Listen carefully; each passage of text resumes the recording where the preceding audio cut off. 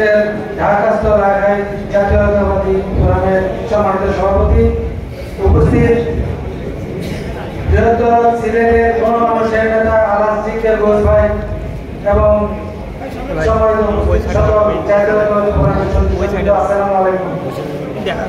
আমরা আমাদের আজকের লক্ষ্য তারেক রহমানের ৩১ দফা বাস্তবায়নের লক্ষ্যে গণমানুষের কাছে ৩১ দফার সারমর্ম পৌঁছে দেওয়া। আমার বিশ্বাস আমরা যদি ৩১ দফার সারমর্ম মানুষের কাছে পৌঁছাইতে পারি, মানুষ ৩১ দফা মূলত হলো এই মানুষের বাংলার মানুষের মুক্তির ৩১ দফা। ৩১ দফা বৈষম্যহীন বাংলাদেশ গড়ার ৩১ দফা, ৩১ দফা গণতন্ত্রের মুক্তির ৩১ দফা। আমরা সেই ৩১ দফাকে মানুষের দরবারে পৌঁছে দেব।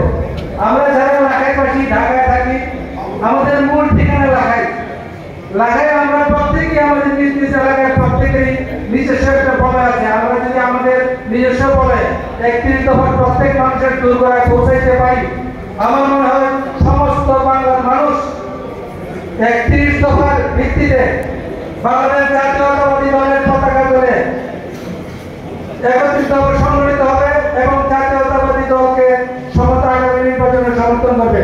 এই ৩১ দফার মুক্তির আন্দোলনকে সমস্ত মানুষের কাছে পৌঁছে দেওয়ার লক্ষ্যে আজকে এই সভা।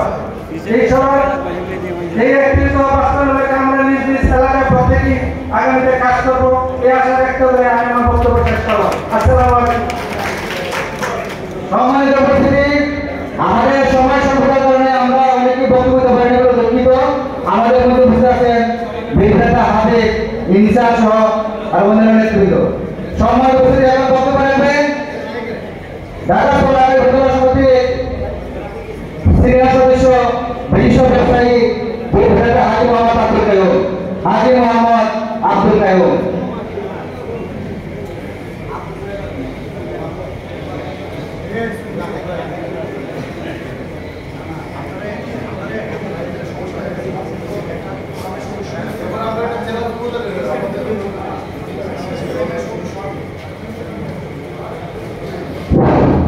বিসমিল্লাহিররহমানিররহিম।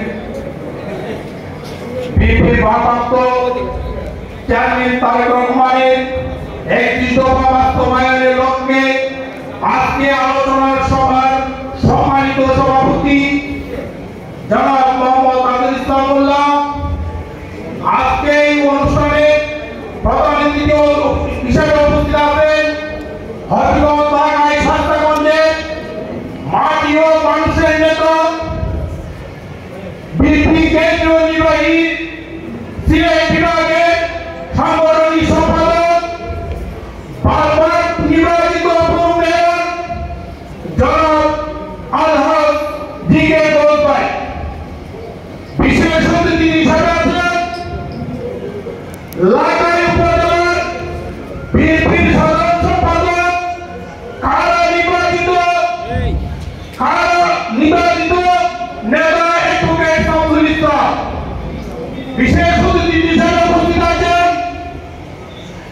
লাখাই উপজেলা শাখার বিএনপির সাবেক আপনারা নিশ্চয় বলতে পারছেন আজকে জাতীয়বাদী ফোরাম কর্তৃক আমরা যে সমাবেশ একত্রিত হয়েছি বিএনপির জনাব তারেক রহমানের ৩১ দফা বাস্তবায়নের লক্ষ্যে।